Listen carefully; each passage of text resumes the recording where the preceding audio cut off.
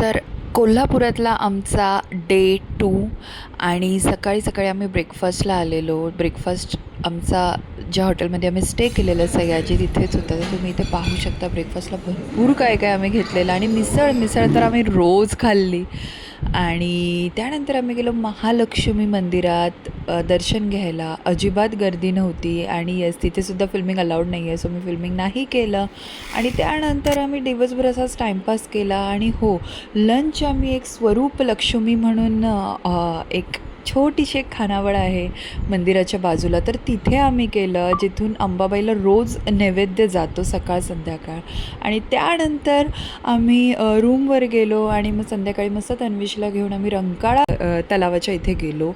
आणि मग तन्विशने ते खूप एन्जॉय केलं, कारण तिथे खेळायला मस्तपैकी गार्डन होतं. तन्विश एकदम खुश झाला गार्डन पाहून.